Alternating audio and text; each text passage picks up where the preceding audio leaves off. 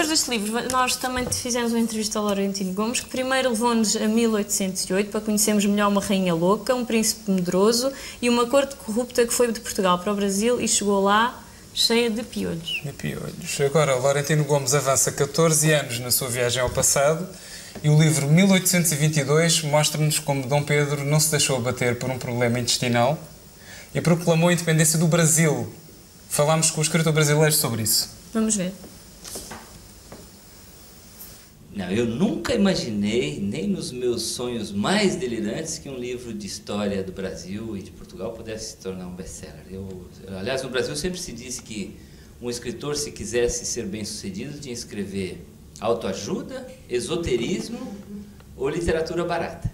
Eu acho que é um fenômeno mundial, realmente história se tornou um assunto importante, basta ver o número de revistas, por exemplo, sobre história que há na França, nos Estados Unidos. Mas há um fenômeno em particular no Brasil, que é uma certa estranheza em relação ao Brasil de hoje. E as pessoas, pelo menos é a minha teoria, estão olhando o passado em busca de explicações para o presente. Tentando entender por que o Brasil é um país tão difícil de construir, tão difícil de levar adiante. Uso uma linguagem provocativa de capa, que eu acho que é uma técnica jornalística, ou seja, quando eu me refiro a uma rainha louca, um príncipe medroso, um homem sábio, um escocês louco por dinheiro, o meu objetivo é capturar a atenção do leitor. Eu estou jogando isca, né? Como se eu estivesse pescando em alto mar, né? E aí, agora eu acho que o segredo é, uma vez capturada a atenção do leitor, não ficar apenas na superfície. Em Portugal houve, na altura do lançamento do 1808, uma reação, mas é de um grupo muito minoritário, mais radical, de um viés monárquico, e até publicaram um livro aqui chamado Contestação a 1808, de uma jornalista chamada Isabel Ferreira.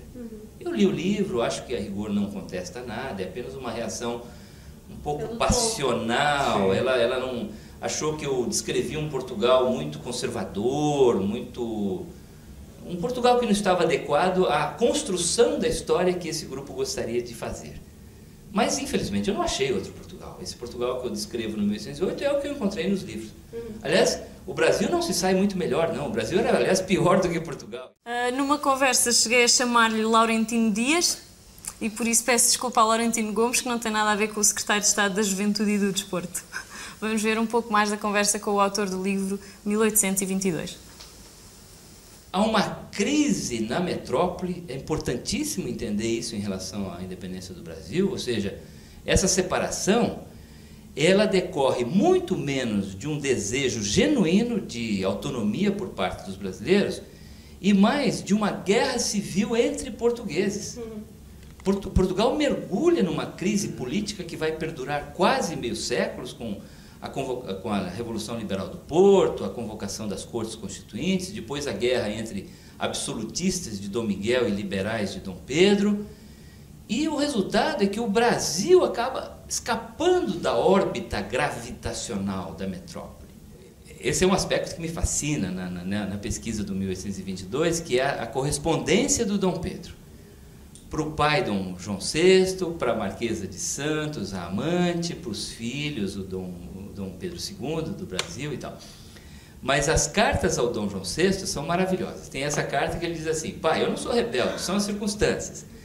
Mas tem uma outra que ele escreve um ano antes do Grito do Ipiranga, que revela o susto, o pavor desse jovem príncipe de 22 anos perante os acontecimentos, as pressões do momento. Em que ele diz assim: pai, por tudo de mais sagrado que há neste mundo, me dispensa desse emprego, que me há de matar. Por falar em natureza e em país luxuriante, nós não vamos dar agora o nosso Grito do Ipiranga, porque este é um programa que não serve para peixeiradas. Não. Mas Laurentino Gomes explica de onde vem a expressão na última parte da conversa que tivemos com ele. Essa é a base, é o DNA, é o código genético do Brasil, ou seja, um país fundado na exclusão social, na exploração da mão de obra escrava, no analfabetismo, na concentração de riquezas, no latifúndio. Portanto, é um passivo que o Brasil tenta zerar até hoje. O Brasil já teve dificuldades muito maiores no passado do que no presente. Ou seja, a própria viabilidade do país como uma nação integrada de dimensões continentais no seu formato atual era improvável. Então, se nós conseguimos superar essas dificuldades no passado, por uma curiosa combinação ali de acaso, sorte, improvisação e também de alguma sabedoria, não devemos nos assustar com os desafios do presente, porque o passado já foi muito mais, né? O obstáculo já foi muito maior. E o Dom Pedro II encomenda ao Pedro Américo um quadro que celebra um grande momento da monarquia, que é o Cristo do Ipiranga. Mas é uma alegoria, não é uma foto jornalística, né? Então o Dom Pedro não estava vestido como um príncipe real, ele estava como um tropeiro. Ele não era um cavalo alazão, era uma mula, porque esta era a forma correta, um animal de carga, de subir a Serra do Mar. Os dragões da independência não existiam ainda, eram também tropeiros, fazendeiros do Vale do Paraíba que o acompanhavam.